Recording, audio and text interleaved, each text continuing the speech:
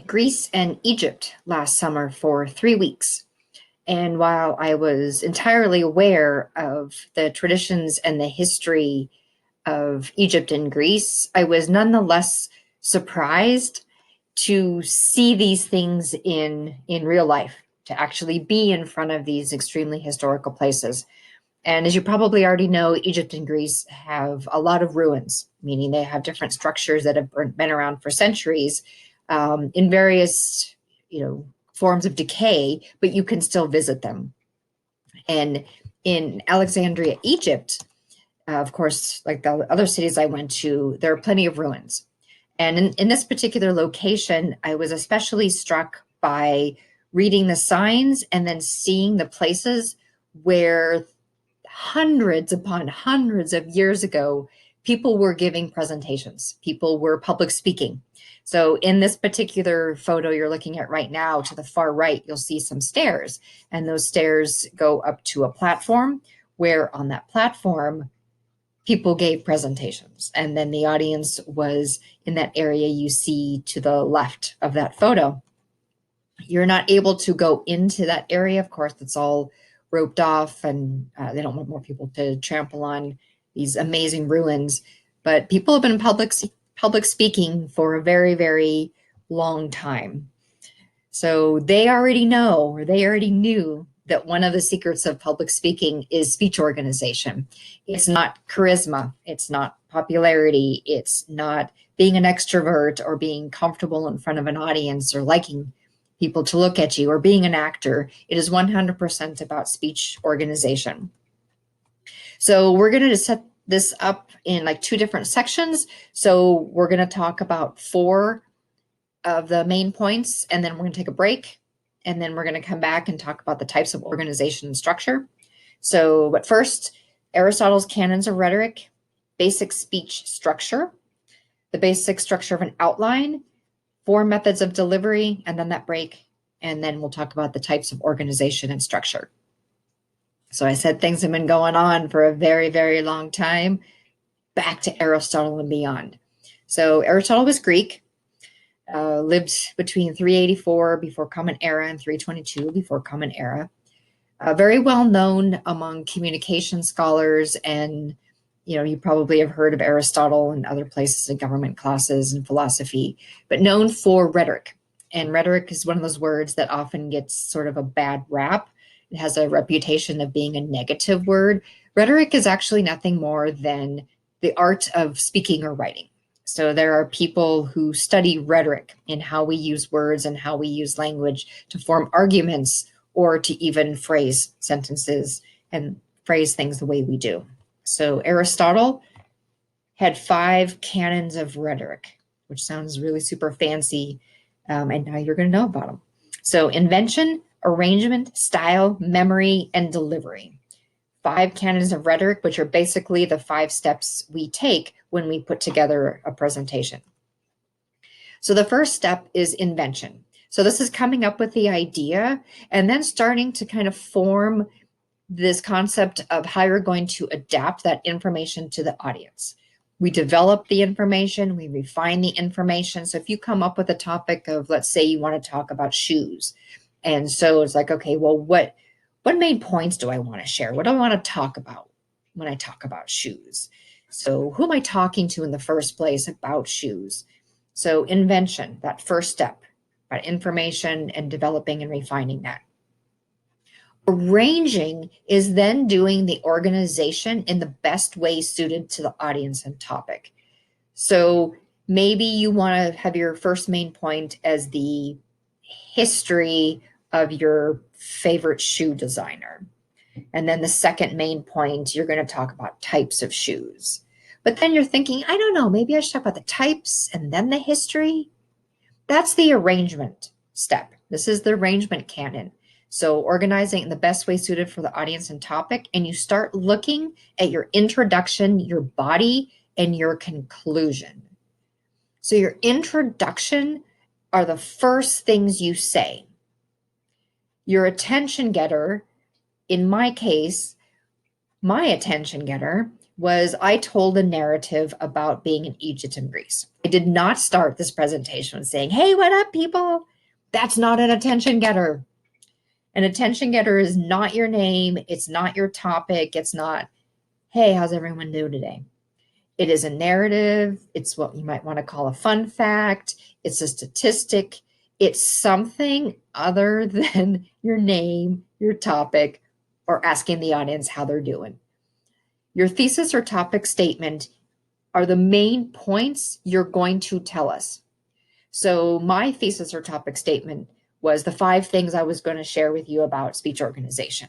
So I said I was going to talk about the canons of rhetoric, the way that a speech is organized, the outline structure. That's my thesis statement. I told you what I was going to tell you. That's the introduction. The body consists of your main points. In this particular presentation, I have 5 main points. One of them is canons of rhetoric, speech organization, right? So it's those things I told you what I was going to tell you. Now I'm going to tell you in the body. So one main point is the canons of rhetoric. The subpoints are now all those canons. So invention, and now we're in the arrangement subpoint. For most people, and actually for all people, the body is where your evidence and support goes. So all the research you do when constructing a presentation is usually in the body. This is where you're going to see the bulk of it. We talked about the introduction. We talked about the body. Now let's talk about the conclusion. That was my transition. Now, next, let's go to this. Now that we've talked about that, let's talk about this. Those are transitions. You're taking the audience one step to another, one main point to another.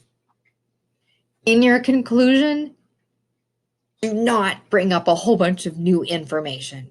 Oh, so imagine this. Imagine that 15 minutes before the end of a class, your instructor says to you, you know what, let's end here in about 5 minutes and we'll leave 10 minutes earlier. I'm like, great. I'll have time to swing by the vending machine and get a soda. And then 5 minutes later, the instructor says, you know, hold that thought. I'm actually going to tell you a bunch of other stuff. You would be a little cranky. That is what happens to your audience when you tell them, I'm concluding, in conclusion, and then you keep going for 5, 10, 15 minutes more. It's unethical as a presenter. So you just want to say, in conclusion, I've told you about these 5 important pieces of constructing a well-organized presentation. Hopefully what I've shared with you will then make you a stronger public speaker. Thank you so much for your time. Boom. That's your conclusion. Or you've added a quote or you've added something in there for that catchy ending. But you don't go on for another 20 minutes in your conclusion. So with the intro, body, and conclusion, that's one thing that you're using in terms of organization. So that's what you're actually telling your audience. Your outline is what you're using to keep everything organized for you. So in this class, I don't have a particular type of outline I want you to construct. You are to construct an outline that works for you. Some people need more full sentences, and some people just need some key words. Some people want to write their entire introduction. Some people want to write their entire conclusion, and then just have some key words and some key points going through the body. So, but what you're reading right now in the slide are what you will need for the outline for my class. So 3 sections. Roman numeral 1 is your introduction. Roman numeral 2 is the body. Roman numeral 3 is the conclusion. Your main points there under that body, capital A, capital B, capital C. The subpoints among those main points are however you want to place those. If you want to use lowercase alphabet, if you want to use Roman numerals, but do the small ones, however you want to do that for the subpoints, the purpose will always be in the first section. So in your introduction, It's not something you're telling us. So everybody here's my purpose. No, in your outline, you'll just be writing your purpose. It's extremely important as public speakers that we know what our purpose is. Are we informing your audience? Are you informing your audience? Are you informing, or are you persuading your audience? Are you demonstrating something? So in my case, I know my purpose is to inform the audience about speech organization. I'm not trying to persuade you. The thesis statement will always be in your introduction on the outline, and then you'll be placing the transitions where you'll need the transitions. And then any speech that is using any type of research, then you absolutely will have a reference page. All right, we've talked about invention, we've talked about arrangement. Now we're going to talk about style. We've all got a different type. This is the way the speaker uses language to express ideas. It's the words, it's the visual aids. So if I said, everybody, you're all going to give the same speech topic, it's going to be shoes. We're all going to give that presentation a different way because of our style. We're each going to choose a different visual aid. Maybe some person's going to bring in actual shoes. Another person's going to create a poster with pictures of shoes. Somebody else is going to show shoe commercials from YouTube. Who knows? But your style is this particular canon of rhetoric. Memory. Memory is not, in our case, memorizing the speech. In this particular canon, you are going through that speech, reading it, rehearsing it, becoming so familiar with it that you could just talk about that speech as though you're just having a conversation with a next door neighbor. So that's the memory canon. The last canon is delivery. This is actually presenting the presentation, presenting that speech. It's your words you use and your nonverbal behavior you use while speaking. I use a lot of hand gestures. So I have to sometimes be careful it's not too much. Otherwise it creates possible psychological noise. So we talked about the canons of rhetoric. We've talked about that basic idea of speech organization. We talked about the outlines. Now we're talking about the 4 methods of delivery. And in one of these types, you're going to find the one that we're using in our class. It's not all 4, it's only going to be one of them, but I'll list and talk about all 4 of them. So manuscript is having the entire presentation written and you're reading the speech. Sometimes we can do it in a conversational tone, like when you're reading a story to somebody, but it's still a manuscript. So the President's State of the Union is a manuscript. There's a copy in front of the president, and then there's a teleprompter in front of the president, and the manuscript of that speech is moving along. Memorized, and you've had to memorize things in other classes, in high school, in wherever. We're not memorizing presentations in here. You do not memorize your speech and then stand up in front of everybody and just deliver the speech that way. Impromptu is another one that we're not going to be doing. So impromptu is you're just making it up right there. So I say, tell me about shoes. And then you just rattle off information that you want to tell us about shoes. We're not doing impromptu. You will be coming prepared for your presentations. So extemporaneous, an amazing fun word you can use at parties. Extemporaneous is you're familiar with the presentation, you're familiar with the information you're sharing, and it's organized. So when you're talking about it, it's as though you can talk about it in that conversational tone. Maybe you know how the presentation will end, how it will begin, and then you have an idea of the main points, but you can talk about that for a certain amount of time in a very fluid, comfortable way.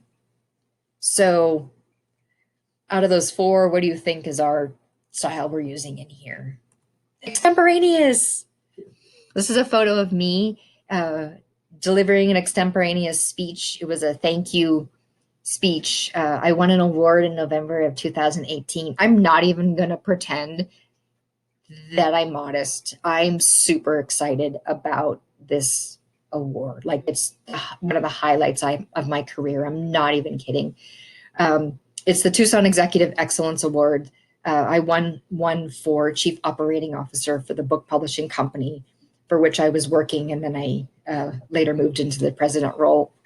It was amazing. I knew if I did win, I was going to have to give a thank you speech. So I knew my attention getter. I knew the main points. I was able to talk in the body about the main points, and I was able to clearly and concisely and succinctly conclude. And I ended with thank you. So I knew what I was going to say, and I said it. So that's extemporaneous. So, all right. So we've talked about invention, arrangement, style, memory, delivery.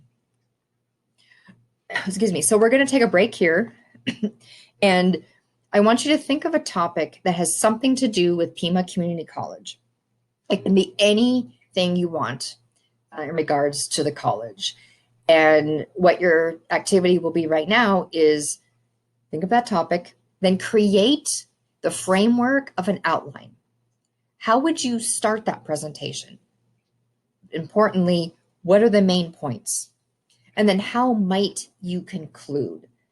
So just some keywords and some key phrases within that written outline. And then, of course, we'll come back here in a moment and you can continue on with that activity, and we'll go on to the second part, or the last part, really, of this particular presentation. So I can't wait to hear what you create for this topic, and I will see you in a bit. Thank you.